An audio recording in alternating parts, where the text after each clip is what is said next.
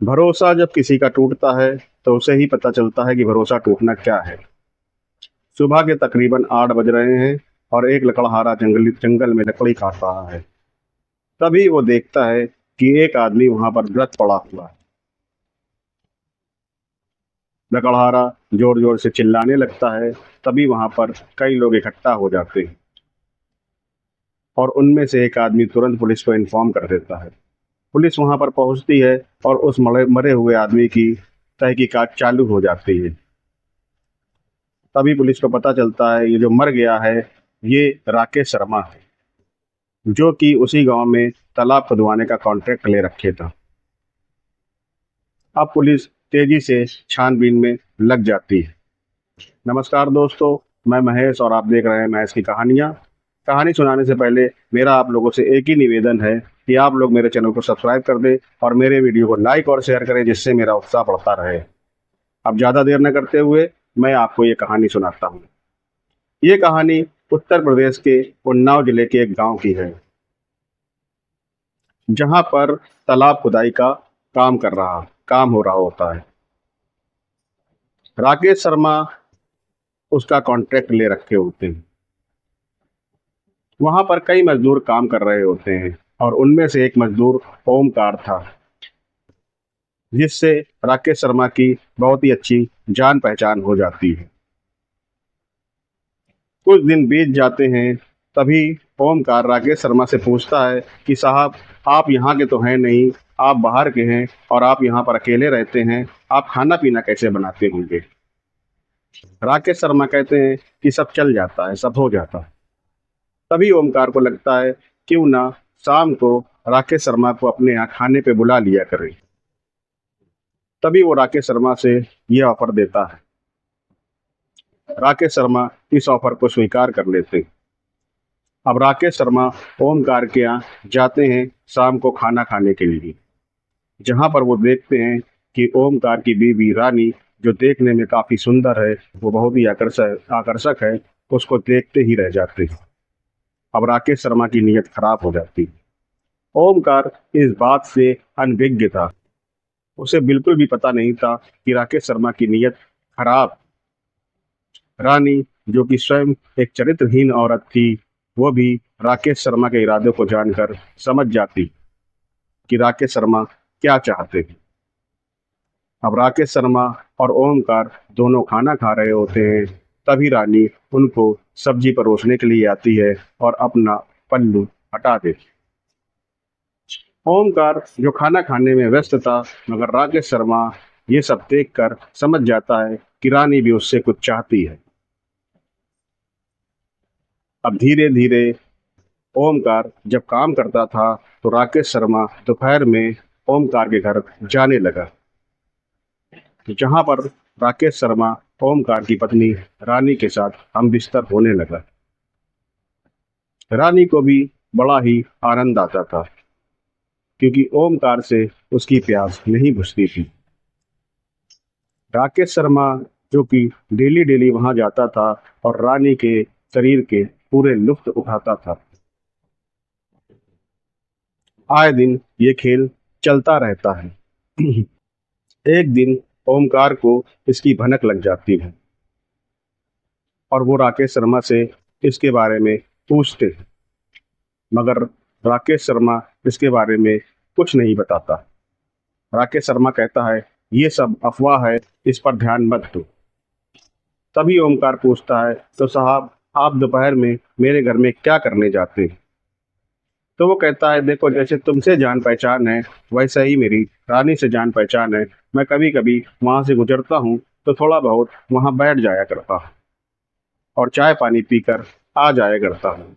अगर तुमको इससे दिक्कत है तो मैं वहां पर नहीं आऊंगा। अब कुछ दिन बीत जाते हैं। राकेश शर्मा, जो कि 2-4 दिनों से गांव में दिखाई नहीं दे रहे थे, तभी गांव के लोगों के बीच में कानाफूसी हो जाती है। अब वो वक्त आ जाता है, यानी कि प्रेजेंट टाइम, जब राकेश शर्मा की मौत हो चुकी है। पुलिस इस तहकीकात में जुटी हुई थी। तभी उसे पता चलता है कि ये माजरा है। राकेश शर्मा ओमकार की वाइफ से मिला करता था और उसके ओमकार की वाइफ से अवैध संबंध थे। तभी पुलिस ओमकार के घर जाती है, जहां उसकी बीवी रानी घर पर होती है। तब पुलिस उससे पूछती है कि ये सब बातें सच है या झूठ है। पहले तो ओमकार की बीवी ना नुकुर करती है, फिर उसके बाद उनको सारी सच्चाई बता देती। कहती हाँ ये सब सच है। तो कहते हैं क्या तुम्हारे पति को इस बात की भनक थी? तो रानी कहती है हाँ मेरे पति को इस बात की भनक थी। तो वो पूछते हैं कि तुम्हारे पति कहाँ पर है? तब रानी बताती है कि जैसे ही उनको ये सब पता चला तो उनसे मेरी रोज रोज लड़ाई शुरू होना चालू हो गई, और अभी हफ्ता भर पहले वो पता नहीं कहाँ चले गए हैं। तब पुलिस का शक गहरा जाता है। उन्हें यही लगता है कि ओमकार ने राकेश शर्मा की हत्या करी। अब पुलिस ओमकार की तहकीकात में लग जाती है। तभी पता चलता है ओमकार दिल्ली में काम कर रहा है। अब उन्नाव पुलिस दिल्ली पुलिस से कहती है कि हमारे क्षेत्र का एक मुजरिम आपके क्षेत्र पर काम कर रहा है, उसे अरेस्ट कर कर हमारे हवाले करवा दीजिए। और दिल्ली पुलिस ऐसा ही करती है। वो ओमकार को अरेस्ट कर कर वापस उन्नाव भेज देती है, जहां पर उन्नाव पुलिस उससे बड़ी सख्ती से पूछताछ करती है। अब राकेश शर्मा जो कि मर चुका था, उसका इल्जाम उसके ऊपर लगा हुआ था, इसलिए ओमकार घबरा जाता है। वो कहता है साहब ये सब बातें सच हैं कि राकेश शर्मा का मेरी पत्नी रानी के साथ अवैध संबंध था, मगर मैंने राकेश शर्मा का कत्ल नहीं किया है। तभी पुलिस उलझ जाती है।